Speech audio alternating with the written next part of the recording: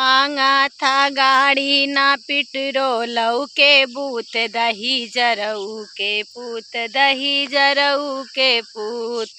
अरे मांगा था गाड़ी ना पेट्रोलऊ के पूत दही जरऊ के पूत दही जरऊ के पूत।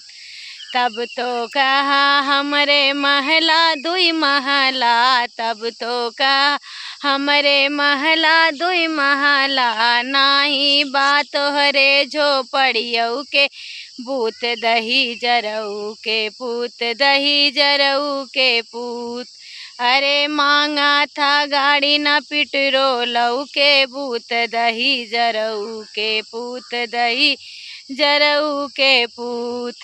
तब तो कहा हमरे बाग बगीचा, तब तो कहा हमरे बाग बगीचा।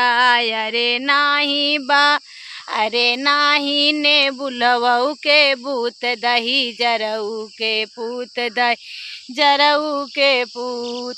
तब तो कहा हमरे गद्दा गलईचा, तब तो कहा हमरे गद्दा गलईचा, नाही तोहरे लुगरियऊ के पूत दही जरऊ के पूत दही जरऊ के पूत। अरे मांगा था गाड़ी न पेट्रोलऊ के पूत दही जरऊ के पूत दही जरऊ के पूत।